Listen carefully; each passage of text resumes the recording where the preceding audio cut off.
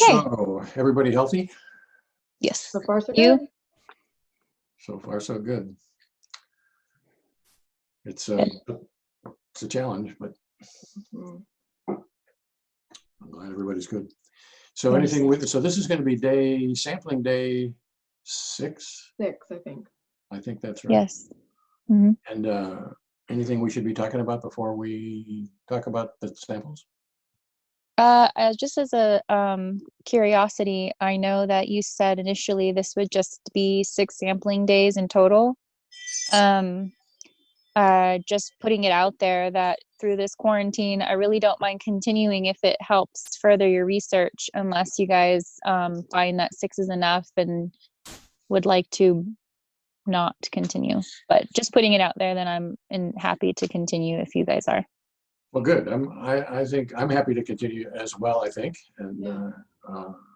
so I would say we should just play it by ear. When we get to the end of today, we'll say either we're going to pick another one, but I'm guessing the answer to that is yes, we'll want to pick another day. Yeah, I don't mind it. I enjoy it. Good. And are you on the same page as that, Alec? Yeah, definitely. Okay, good. Well, good. So I'd say let's press on and see what happens. Are you in your car? Are you in your car, Lena?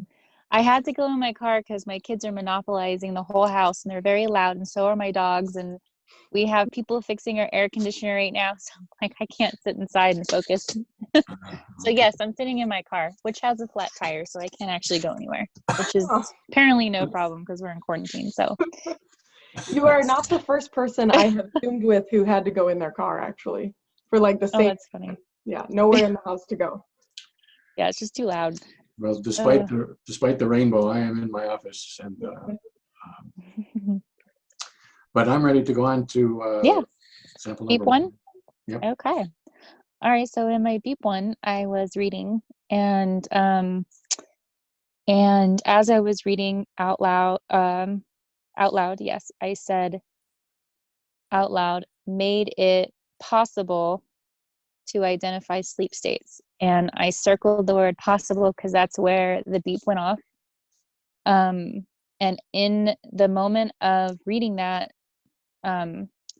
sentence, I was visualizing a sleep lab. However a sleep lab looks, I was visualizing it. And also thinking about my own personal experiences with vivid dreams, very specifically to a specific memory of a dream that I had, which kind of felt like, I guess, what you would call like an out-of-body experience.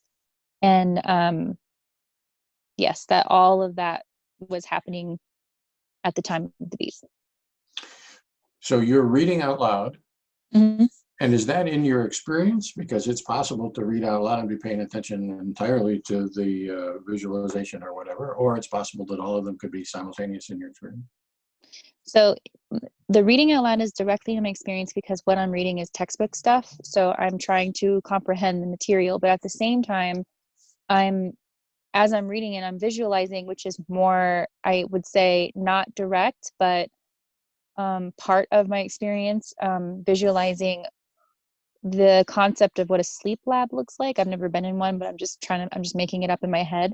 But also too, what's also most, I would say, the most obvious in my direct experience next to reading out loud was my memory of a dream I had and I was trying to see if the textbook had any, as I was reading, I was thinking that, oh, maybe this textbook will have some sort of explanation as to this vivid dream that I had before. And all that was sort of happening all at once. Okay. And did I understand you to say that the most prominent portion is the speaking aloud, the second most prominent is the recollection of the out-of-body dream thing, yeah. Experience, and the third most, and is that like, well, I guess 50, 20, 10 or 96, 2, or not sure how these are going to add up. But right. how much, or 33, 33, 33, or? I wouldn't say that they're even. I would say that the reading out loud, I would say took up a little over 50, and so a little more than half of my attention. And then the thinking of my vivid dream and my memory of it, I would say took up roughly, I don't know, 40% of that, and then the rest of the percentage was in towards the visualizing of a sleep lab.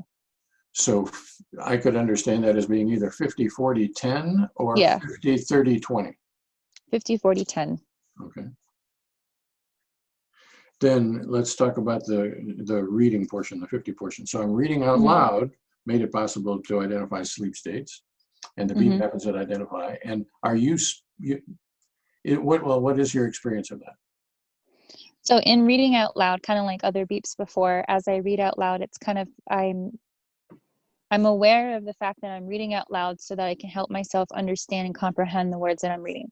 So I'm doing that again in that exact moment as I'm reading out loud. And is that awareness that I'm doing this to further my comprehension, is that in my direct experience, or is that like the background? That's why I'm doing it.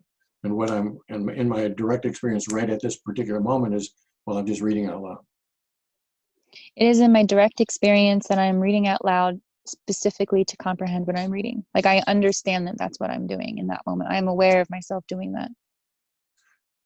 So there's part of you that is observing Lena read rather than just read. There's a part of me that's saying, well, or not saying, but that's recognizing that Right. I am reading in order to comprehend.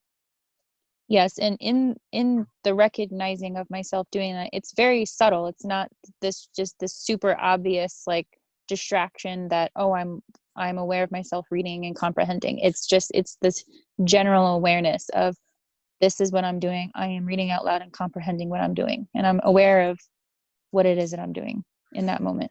Okay, and that would be different from just reading out loud. Yeah. Okay. It feels different to me. Yes. Okay. And is there anything more to be said about that? I'm reading out loud with the intention of, and noticing the intention of learning this stuff, or No, teaching myself? not that I can think of to add. Okay. Mm-hmm. You want to add anything to that? Can I ask a question about that? Yes. So we had a beep maybe last time where there was, I think again, you were trying to learn something or think about something, and you were in like this deeply thoughtful kind of experience. And this seems a little like that, but can you kind of compare and contrast these for me? Yes. So it's deeply thoughtful because I am reading out loud, I'm comprehending, and I'm deeply thinking about what I'm comprehending. But in this particular beep, it just so happens that I'm taking what I'm comprehending and I'm applying it to a personal experience, to a memory that I had in myself of a dream that to me was very vivid, which felt like, I guess, explained as an out-of-body experience. I don't know. It was very unusual. And as I was reading the material, I was also thinking of that memory. So yes, I was deeply concentrated and almost in a state of that same feeling of meditation, but it was more like the last one was more just this feeling connected to something that I'm in a different way.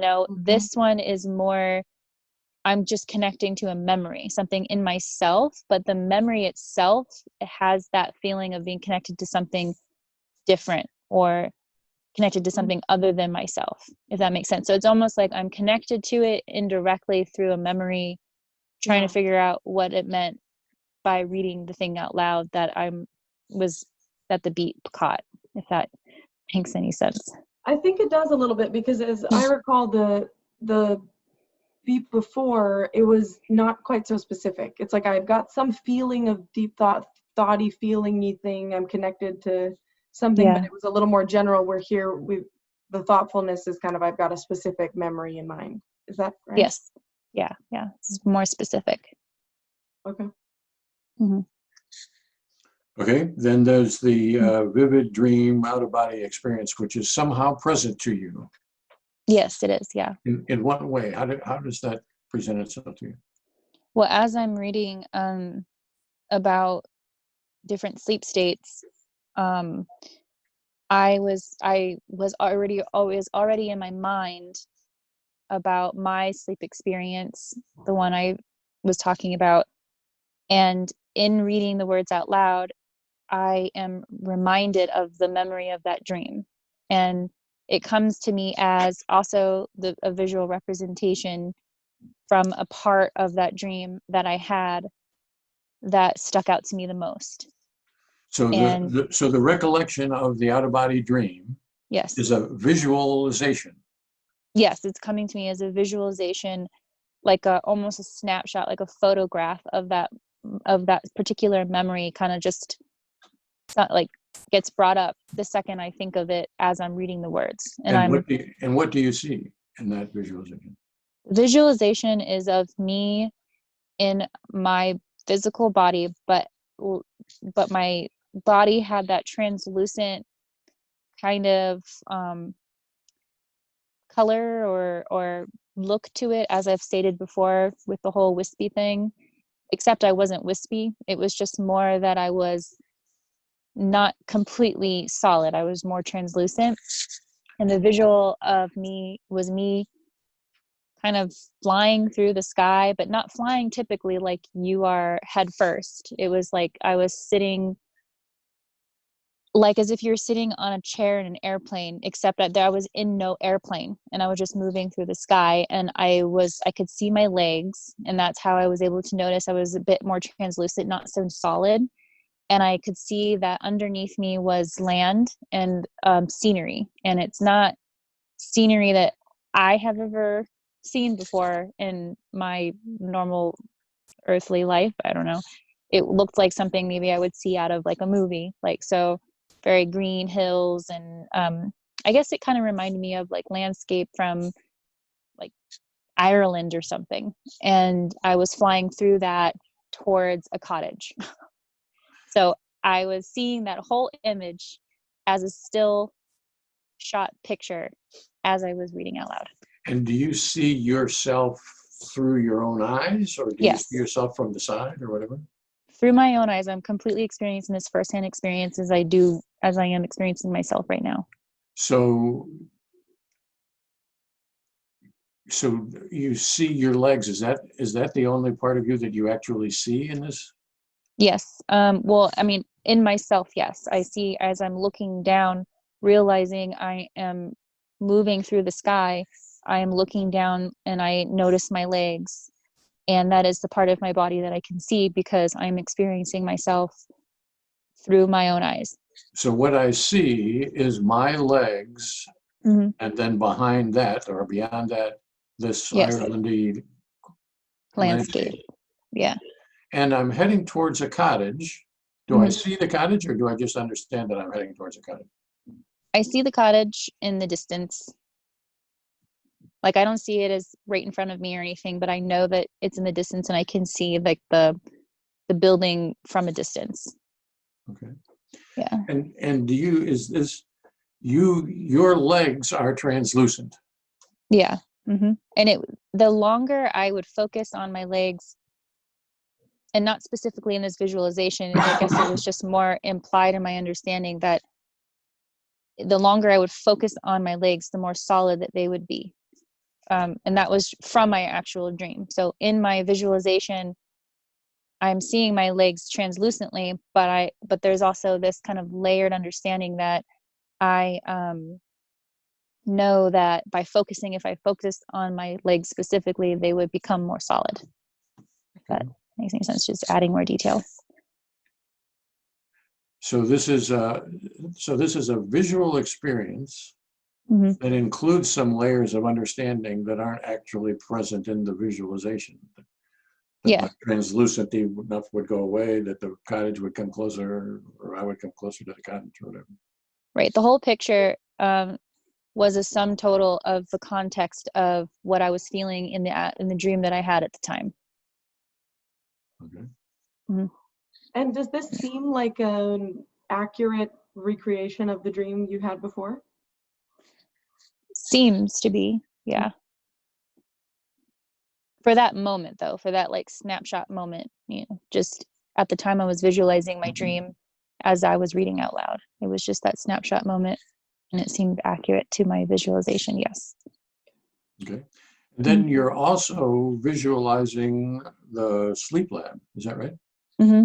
So this is two simultaneous inner imaginary seeings, is that right? Mm-hmm. Okay. Yes. And what do you see in this sleep lab seeing? It's less defined, it's less solid, it's more of just kind of like, if I could describe it, it's like a quick little draw up of my own imagination, just quickly drawing up something, and it just looks like your regular, well, I don't know actually if there is a way that a sleep lab looks regularly, but it just has just quickly, if I look into it, there's sorry, my kids are all coming outside. If I just look at it I'm looking at it from above, from aerial perspective, and I see like a circle in the middle with multiple people's heads connected to the circle as they're laying in their bed. So like here's the center, and then there's beds around the center all hooked up to this center piece. And I don't necessarily see a head or a person, or it's okay. And sorry, so sorry. And but I just see the general idea of the lab, that there's this centerpiece that is connected to people's brains in analyzing their sleep states. Kind of like what you would see in maybe a sci-fi movie, except just really less defined, more just very general and base. And when you say less defined, do you mean it's like a sketch, or do you mean I'm just not paying attention to it? Less defined, like I don't have, there's not a lot of details. I didn't give my imagination enough attention to add details to it. Like it was just more the like, it's almost very dark in color, like shadowy, kind of like more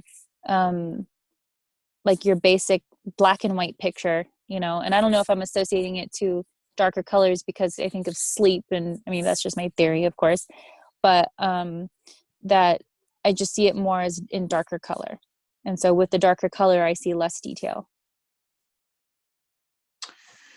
So what I'm gathering is at this particular portion of the speech is that I see in black and white a circle where in the center of the circle is sort of the control or whatever, and then there's people whose brains are being monitored around in a ring, and there's 5 or 6 of these people going around in the circle. Yes. And I understand that to be sort of a standard sleep lab, but what As I I see would is see this it. Yeah. unelaborated ring of people. Yes. Is that right? That is correct. Okay. So is that an illustration of like what you're reading in your text? Is the text No, about? there's no illustration. They're not like drawing out a picture for me. I'm just visualizing. You're reading about sleep and you're thinking of sleep studies? Yeah. Okay.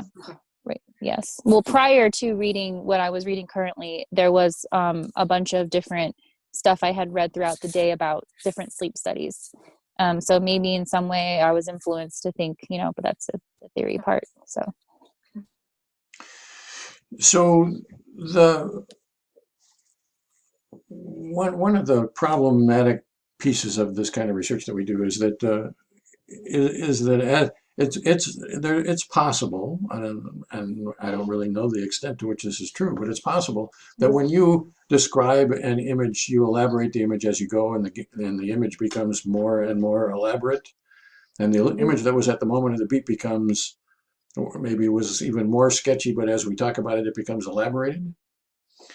And people want to know whether that's really true or not, and I want to know that too, and everybody wants to know.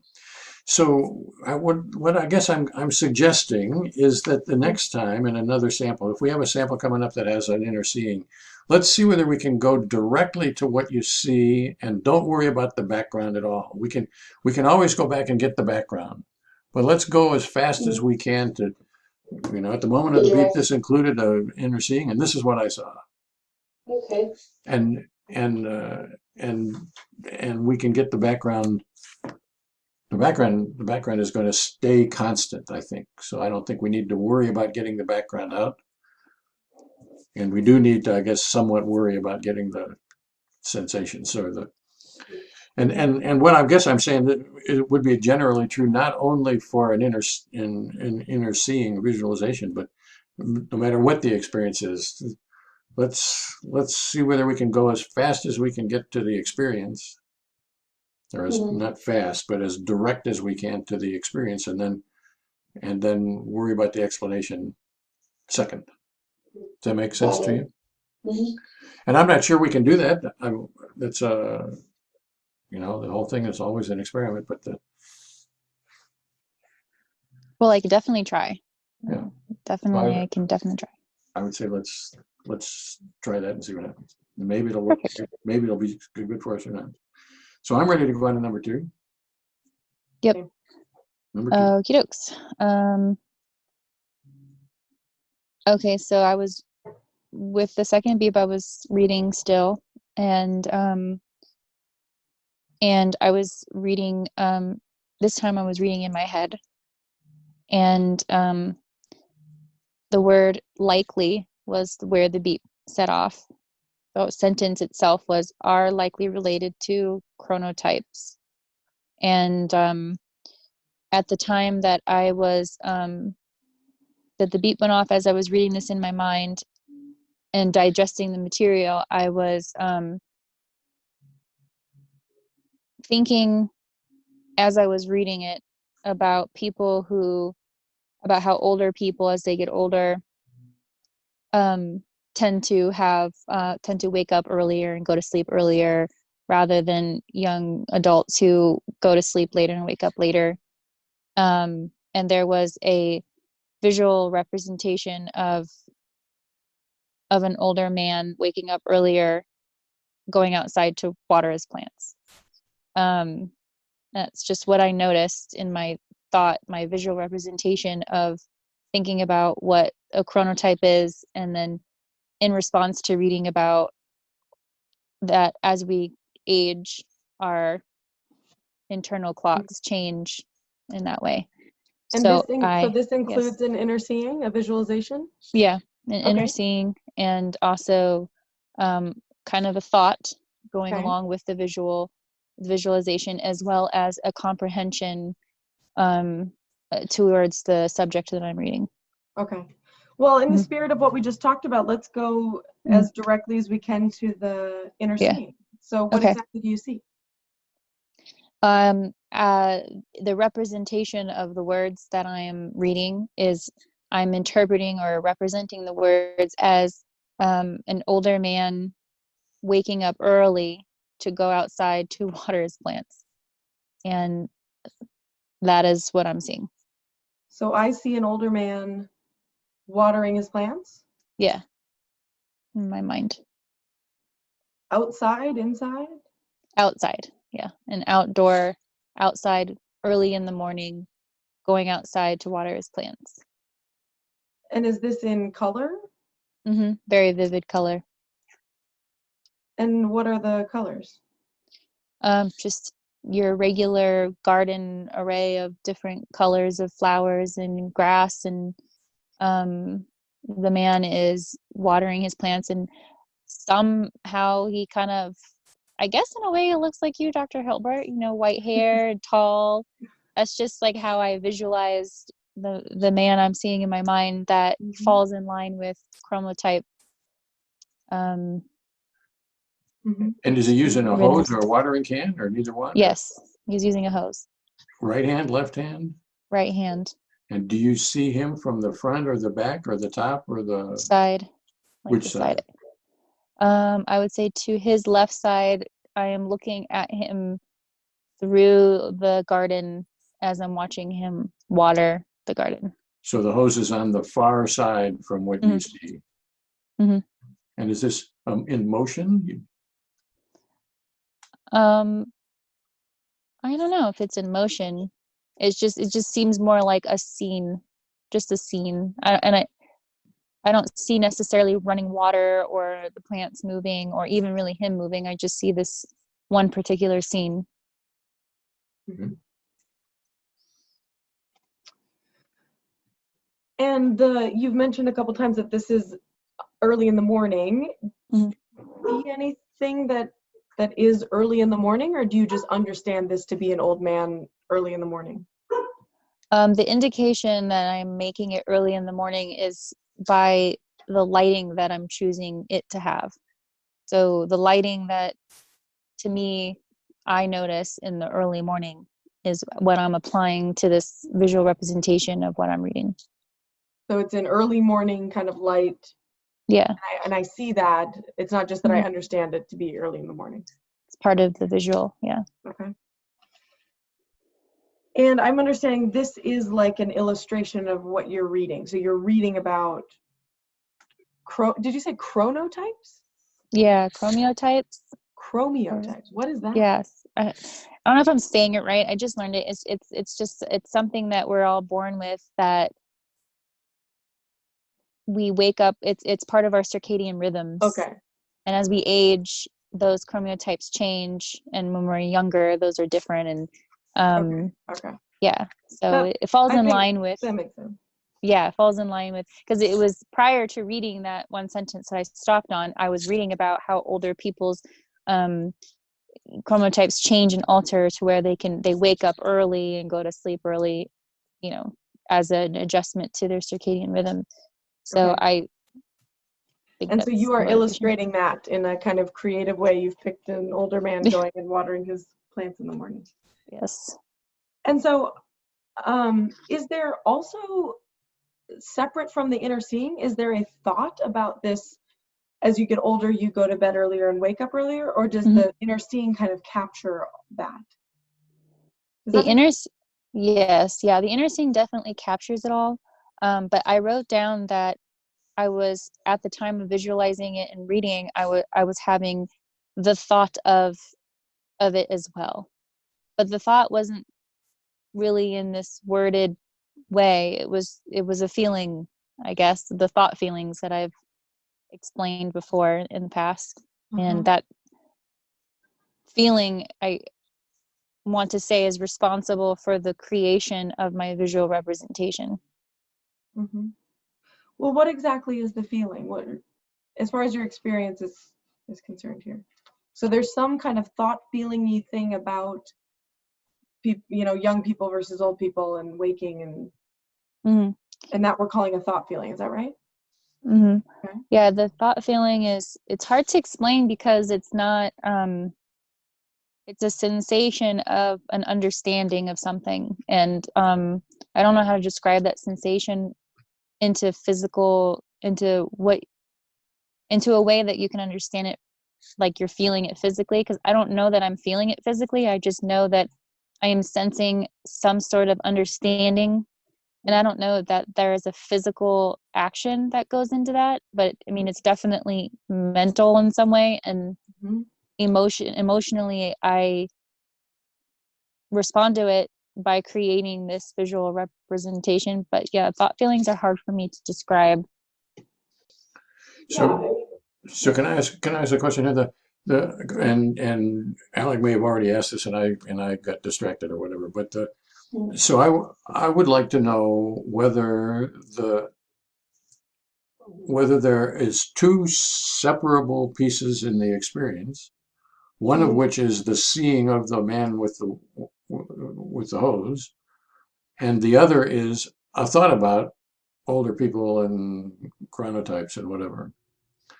And the difference there that I would like to tease apart as best we can is, it's possible that I'm seeing this illustration or this picture. I am seeing this man, and that represents for me. I know, I totally understand that what this means is he's up early and he's going to go to bed late. But I'm not separately thinking that. That's the reason why I created this picture. But the picture stands for that in my experience. Or I have a seeing of this guy, and while I have a seeing of this guy, I also have this separable thought feeling that says, well, people get up early and go to bed earlier. Mm. It almost feels that it is not separate. It's, to me, it represents itself as an unfolding of one thing. It just has many different layers within it that come out as I experience it. And I don't know what comes first, the chicken or the egg. I can assume it's probably the thought feeling, you know, but it seems like the whole experience of the thought feeling of the older generation. As you get older, we wake earlier and then sleep earlier, but also to the visual representation of what that all means kind of unfolds itself all together at the same time. So That answers your question. well, we're working on it, and this is a hard or maybe impossible question. So I'm totally capable of asking impossible questions. Okay. But what I really want to know, I think, is whether this thought feeling is directly apprehended by my definition of directly apprehended, which is to say, it's before the footlights of my consciousness. Because we've decided, for example, I can drive, you can drive, and the driving can be highly skillful and yet totally outside of my experience. The same thing is true of thinking, maybe, that I can think, and that could be totally outside my experience. And what I'm doing in terms of what's directly before my experience is I'm seeing this old guy in the early morning. And I can say, well, I know that this reflects my thought process, but I'm not really directly apprehending that thought process at the moment. Mm-hmm. Yes, I think I understand what you're saying. In the thought feeling itself, so if I was to be driving, the driving part of me is automatic. It's the skillful part of me that just knows to do it. I would say that the thought feelings is that part of me in that moment. The thought feeling is this skillful sort of thing that just happens, and then the visualization is the thing that I am doing to interpret it all. I suppose. So what I want us to do is to be very careful about the difference between what I'm directly experiencing and what the theory behind my own theory about why I'm doing it.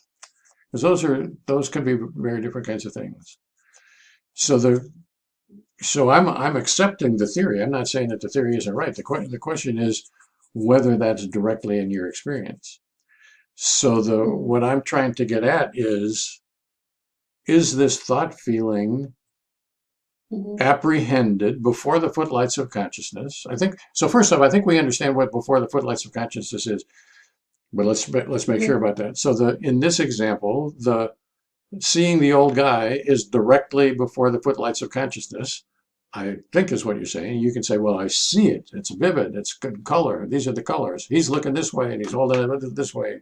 And I see that in my mind's eye without doubt. Is that true? Yes. So now the question is about the thought feeling. Is the thought feeling directly apprehended, or is the thought feeling what my self theory says, well, that must be happening because it's creating this picture, and I understand what the picture means, so there must have been a thought feeling which made that picture happen.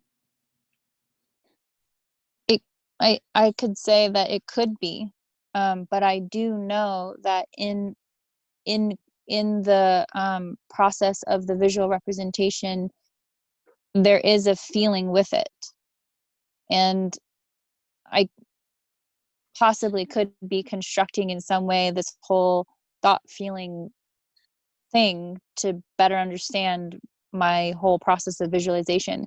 But I do know for certain that in my process of visualization, there seems to be an underlining feeling involved that is the feeling is what I'm using to construct it, in a sense. As So that's what I want to be careful. That's Yeah. what I want to be careful that I understand. The feeling that I'm using to construct it, that is a statement about a theory, not necessarily a statement about experience. got it. And if I feel something, it could definitely be in front of the footlights of consciousness, but it could also be a theoretical explanation, and I'm trying to figure out whether those things are the same thing, whether we should keep those two things in separate compartments, I guess. One of them is something which directly presents itself. I see the old guy with the hose, and something which is, well, there could be, and I have some kind of a thought feeling that goes along with that, which is a little bit harder to describe, but it's clearly in my experience. Or it could be, well, I know it seems, I guess, it must have been a thought feeling that generated this actually apprehended seeing. I think I need to pay attention more next beep, in terms of how to better understand the thought, feelings, and the footlight of consciousness. I think that's right. I think that's absolutely right. And that is why we have to do this kind of thing often. And it's also why I'm happy to continue to do this, because I think we're starting to we're starting to get into what are the difficult but very interesting parts of the experience. I mean, separating out the theory that I have about how I work from the experience that I actually have, that is not trivially easy. Maybe impossible. And but for sure it takes work. Yes, I agree. And I think, I'm speaking for myself here only, that work is a virtuous thing to do, I guess, because it seems like if the oracles were right, then know thyself, or Socrates or whoever it was that said, everybody who was a great thinker thought that. It seems like this is in the heart of that wheelhouse. This is. Yes, and just to put it out there, because I'm currently learning about this stuff now, and it's just kind of been at the front of my mind. But in terms of knowing yourself, it's sort of philosophical, but in the class I'm reading about, it's about the brain and behavior, and it seems that every motivation we have comes from some sort of behavior, and every behavior comes from some sort of stimulus, and that stimulus can be a number of things, and most of those stimuluses come from all the chemicals floating around inside of us. So everything has some sort of chemically driven agenda. And I suppose in relation to your question is,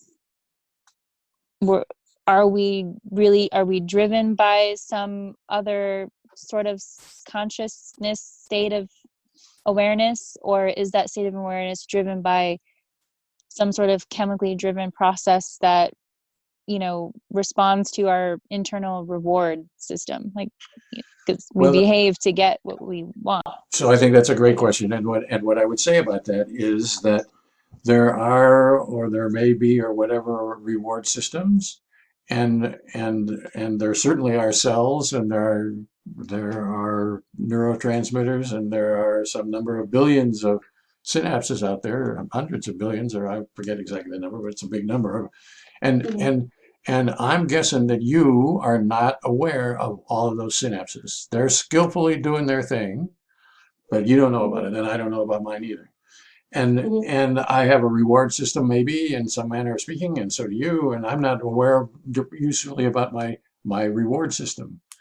And so the question is, so there's a lot of stuff all the way down in our physiology, which is acting in some more or less coordinated way.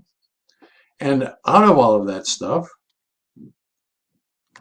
which might be neurological, it might be psychological, it might be social, it might be whatever, maybe comes a sort of a special kind of a thing, which is this is what I'm directly experiencing at this moment. So at the moment that we're talking about, I'm seeing the old guy with doing the watering.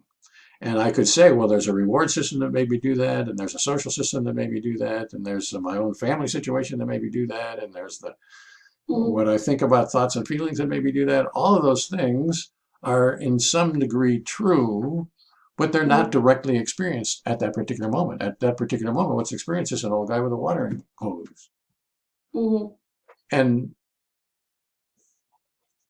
And so the aim of this study, the aim of our work here, is to see whether we can describe what is actually experienced and set aside what we call bracket all of those other things, the synapses and the reward systems and the social desirabilities, and let's see whether we can, if we're not experiencing those things directly, then let's try to set them aside. And you're totally right. That's not an easy thing to do, and it takes practice, and that's why we do this more than once. Or even more than 6 times. I mean, that we have to, it is a complex skill, I guess I would say. Yeah, very, very, very. I agree. Well, with that said and done, do we have time to talk about another beep? I do. All right, I do. I have time for one Let's more. do beep number 3. Yeah. All right. Okay, let me just see, where's my beep here?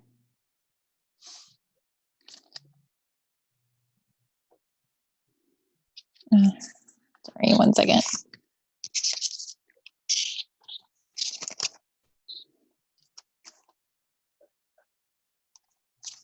Okay. All right, here it is. All right, so in this beep, I was reading, but at the time of the beep, I actually grabbed my coffee and looked up, took a sip of my coffee, and I was looking at the TV. And in that moment of the beep, I was sipping coffee, looking at the TV, having a thought about what was on the TV, and that was my direct experience. And does that mean that not only am I looking at the TV, but in my experience is a thought about what I'm looking at the TV? Yes. And what were you thinking about? I was thinking about the content of the episode I was watching. So as you already know, I like watching the Travel Channel. So okay, on the so Travel Channel. let's set aside the background and go directly for what the thought was. Okay. The thought was I was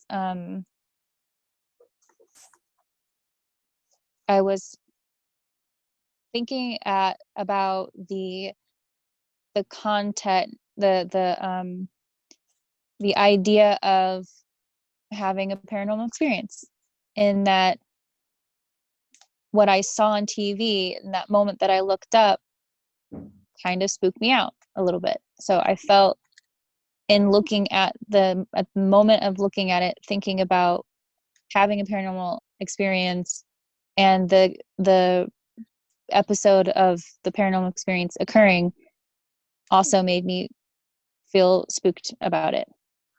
So at the moment of the beep, I am thinking about something or feeling spooked, or both, or neither? Both. I'm thinking about the paranormal experience, the possibility of a paranormal experience, on top of feeling a little bit spooked out by the moment of the scene that I was watching of the paranormal experience. And is the spookedness directly in my experience? I feel spooked? Yes. And would you say that's more powerful to me or less powerful to me than the thinking about having a paranormal experience? Less powerful than thinking about the possibility of having one myself. Okay. Then, so the thinking is about the possibility of whether I, Lena, could have a paranormal experience. Is that right? Yeah. And sorry, is that in general? Like, can I ever have a parent, or is that in this moment were you wondering if you were having one? I was just in general, could I In ever have one? Yeah. Okay. Hmm. So I'm pondering the notion of whether I could ever have a paranormal experience. Yeah. And how does that pondering present itself to me?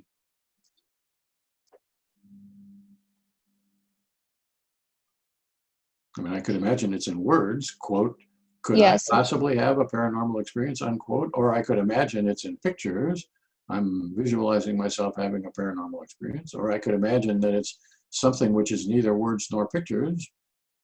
I'm not seeing, I didn't have any visualization in that moment. The only visual that I was seeing was the TV in front of me, and it was more of the feeling, and there was thoughts with words relating to um, possibly what it would be like to possibly have my own paranormal experience. And is the thought the most salient thing to you?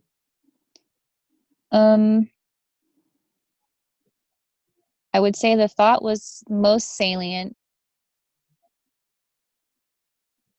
and I would say the thought and the feelings were both equally salient. The feeling of, there was definitely an underlining feeling of what I was thinking about, and that feeling was the spooked out feeling I was getting from the actual episode that was on in the moment that I looked up. And the thought of experiencing what it was I was watching all together just added to the spooked out feeling that I was experiencing. So there was a thought and a feeling which both felt or feel salient in that moment. So I think I've heard sort of three versions of the thinking. Maybe whether I can remember what they were or not is a different story. But something like, I'm wondering whether I could ever have a paranormal experience. I'm wondering what it would be like to have a paranormal experience. And I'm thinking about the paranormal experience that I see on the screen. Mhm. Are all of those aspects of this thought process present at the same time? I would say that they are, it's hard for me to really know, to say for certain one or the other. I'm having a hard time recalling the exact feelings and thoughts, but I can say for sure, definitely, that I had the thought of what if I had my own paranormal experience, and at the same time watching the episode on TV, there was a spooked out feeling that went along with seeing the episode, that overall gave me like a spooky feeling. I think I'm having just a little hard time breaking this one down for some reason. Well, I think there's a lot of possibilities for that. So one is Mm-hmm. that thinking can be multidimensional Mm-hmm. at a time. And Mm-hmm. so I broke things down into three pieces, but that doesn't mean that the thought process has to be one of those or whatever. Thinking, Right. the experience of thinking can be quite inchoate or combined or whatever. Yeah, that's how it feels to me. It doesn't feel that there's one more thought that over the other. It had more of, they were all present at the same time. It was just more about in the time of, in that moment of experiencing that, whatever it was I decided to focus on the most.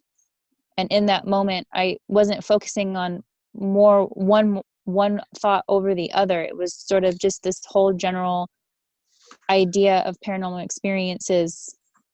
And that's fine. Oh. That's fine with us. I think it's quite possible, quite likely that I can be thinking about paranormal experiences in a variety of different ways all at the same time. And I don't have to articulate them. I don't have to say, well, I'm going to think about what it would be like for me, and I don't have to think about whether it's possible. But I can be thinking of in that arena of all of that stuff. I'm somehow cognizing about all that stuff and directly experiencing that in front of the footlights of consciousness for it. I think that's quite possible.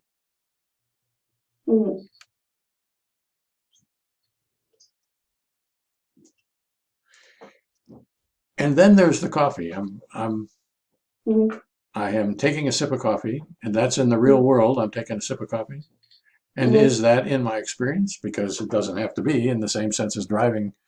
I can skillfully take a drink out of a cup of coffee and not notice it, or I can have that be in my experience. Taking a sip of coffee was very much in my experience, because as I was taking a sip of the coffee, I was taking a break from reading. So I was very focused on my intention of having a sip of coffee. And in that sip of coffee was the exact moment I looked up at the TV, and then everything else followed. And so is my experience the intention to have a sip of coffee, or is it the taste of the coffee, or is it the action of taking the sip, or all of the above, or none of the above? I would say the whole thing, the intention, and as the intention arose, the whole thing happened. It was an immediate response to the feeling of wanting to drink coffee. In that exact moment, the beep went off. And as I was sipping the coffee, all those feelings, well, I wouldn't say feelings, but all those three things that you listed were present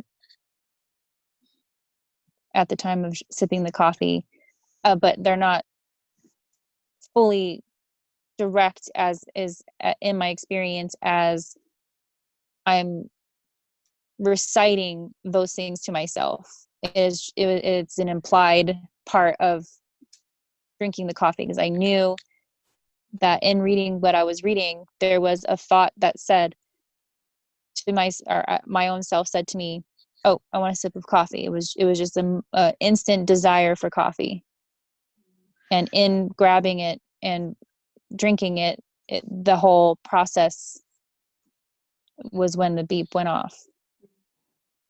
If that makes any sense.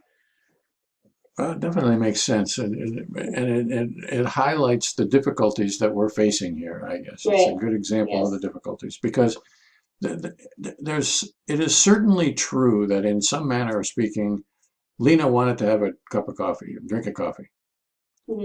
Because if she didn't, then she wouldn't be drinking it, right? So that it's definitely true that she has some kind of a need for coffee or desire for coffee or whatever.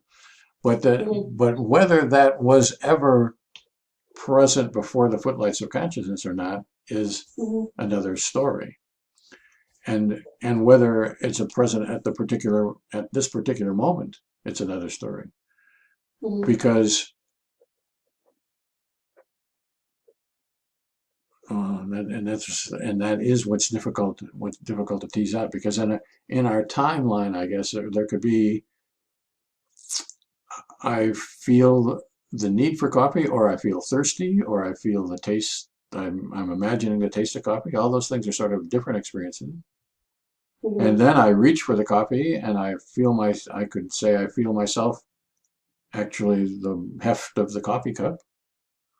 Or slightly after that, probably I taste the coffee, and I could taste the sweetness or the bitterness or whatever of the coffee.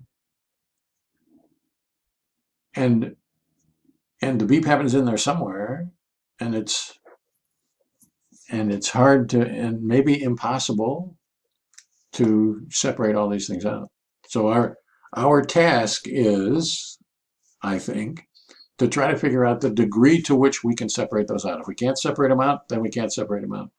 But if we can separate them out, and we haven't been separating them out because we haven't yet learned to talk to each other, well, then we should learn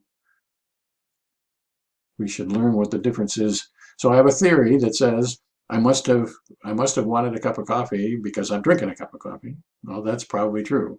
But that doesn't necessarily mean that I am experiencing the wanting of the cup of coffee.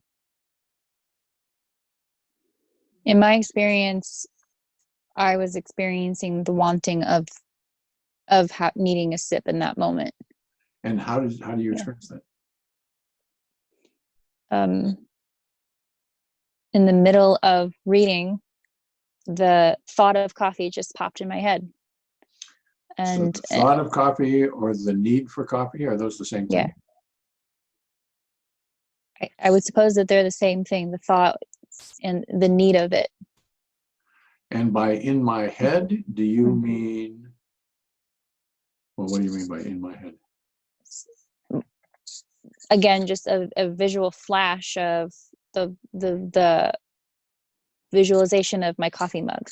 Like, I didn't look up and see it and think, oh, coffee. It was in the middle of my reading. It was just, oh, I'm thinking of coffee. All of a sudden, I'm going to take a sip of coffee. And that's what drove me to take a sip. So I'm thinking about coffee and Mhm. I am visualizing my coffee cup. Mhm. Seem like those could be two different things. I suppose you could break them down into two different things. In the moment, it felt almost this as the same thing, that in thinking of in the disruption of me reading, the thought of coffee coming in, I don't necessarily know why I randomly thought of coffee, and I guess it's not important, but in the moment that the coffee popped into my head, was the exact moment that I reached for it. If that answers your question. Well, it is illustrating the difficulties of the question. Let's put it that way, and maybe the impossibilities of the question. So I 100% don't want to come across as being critical of you or whatever. I think this is on the edge of impossible, and I don't know which side of that edge it is. It could be on the far side. It could be on the possible, but we haven't got there. I'm determined to understand, so maybe ask me a different way. So, Yeah. So in some renditions of this wanting coffee, there's a visualization involved. I see the coffee cup.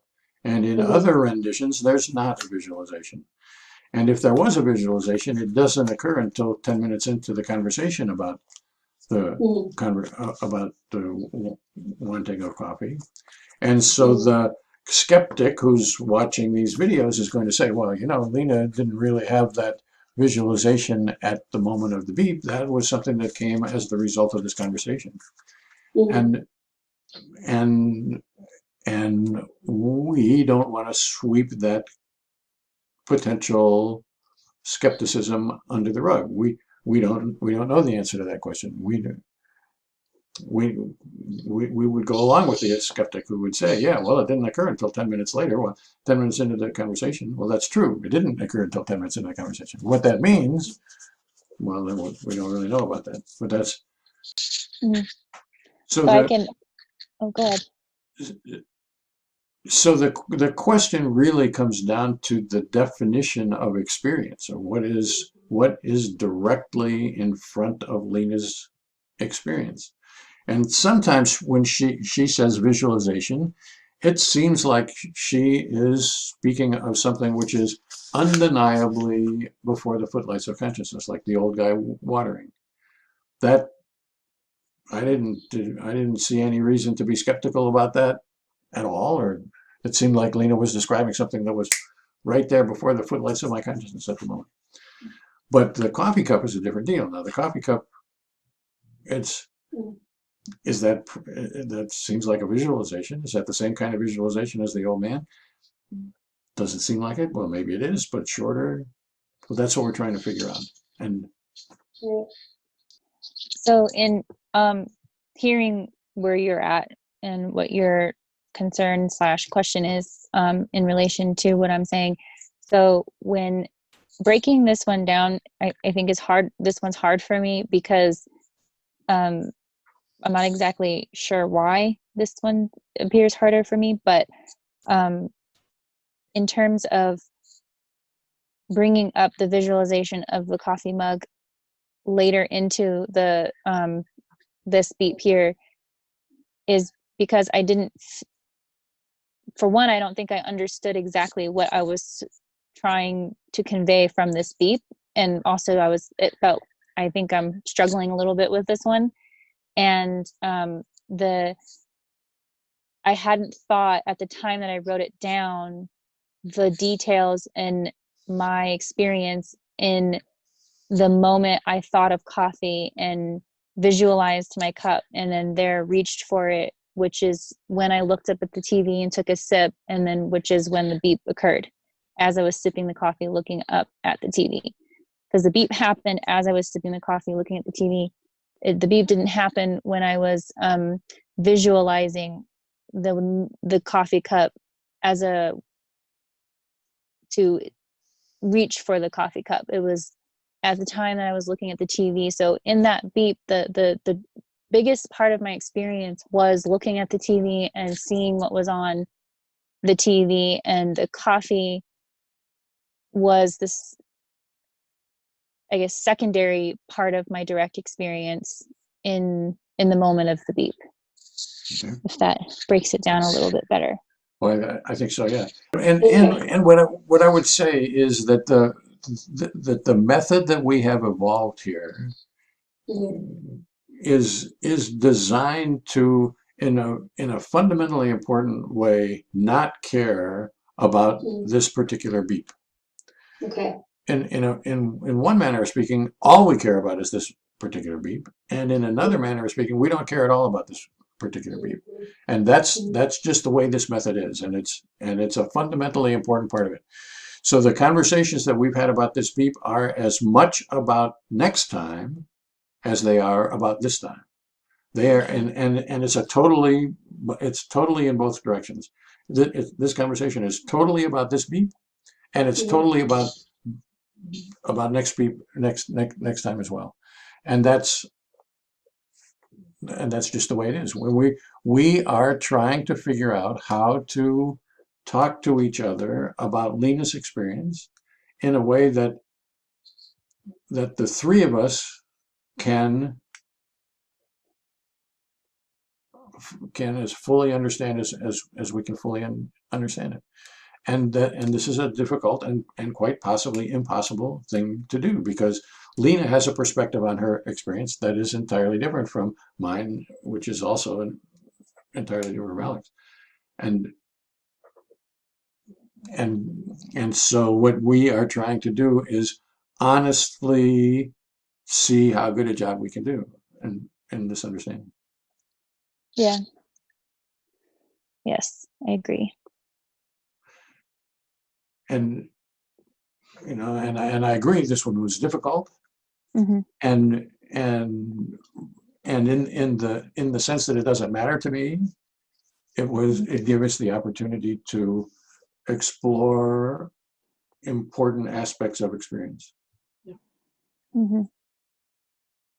Yes, I agree. And do you think that in these difficult beeps, so this one was hard for me to break down and really fully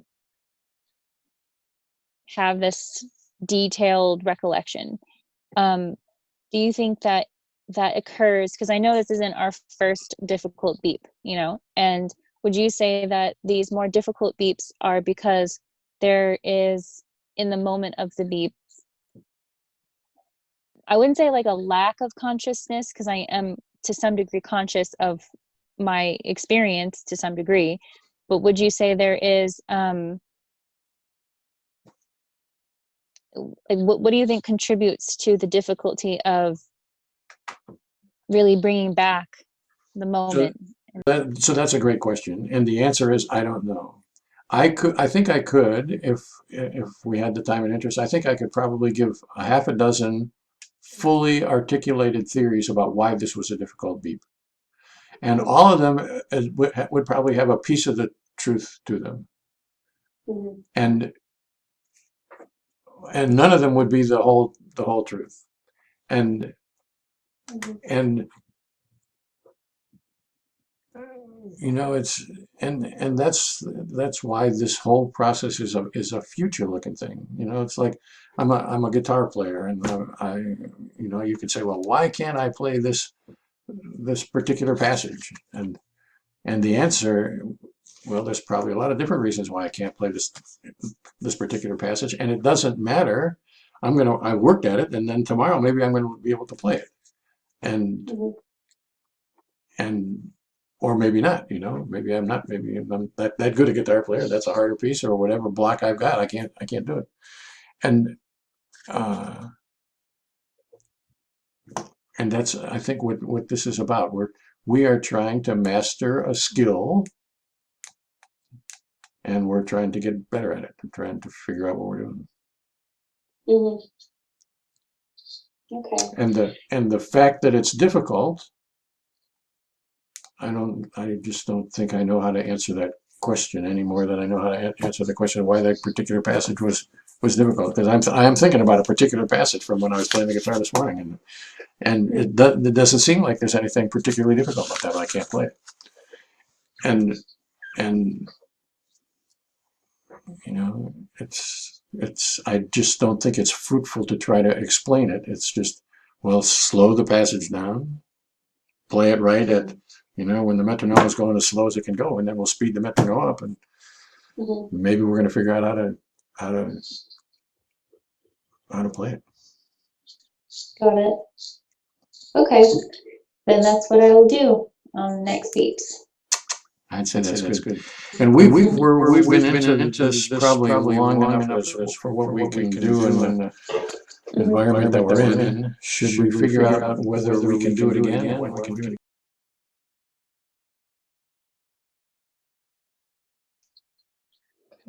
So, did you want to do Wednesday at 10:30? I could do Wednesday at 10:30. Works for me. Okay. So I'll wear my beeps on Tuesday, and I'll see you guys on Wednesday. Okay. And before we say goodbye here, I want to make it abundantly clear that nothing that I have said should be understood in a way of being critical of Lena. These are any more than what I said about my own guitar playing should be taken as being critical of my guitar playing. You know, I'm at the level of skill that I am, and I would like to be at a somewhat better skill. And so you could criticize me by saying, well, you know, you're not as good as you'd like to be. And that's probably true, but that's, you know, that's not really a criticism of where I am. It is just the way it is. Yes, no, I don't take it as a criticism in any way at all. Trust me, you'd have to say a lot more than that to hurt my feelings. Right. So we're good. All right, so we will see you on Wednesday, and At 10:30. Alec will send you a reminder on Tuesday. And, I will. All right. thank you Perfect. very much. All right. Bye, Thank you everybody. guys. Stay healthy. You too. Bye.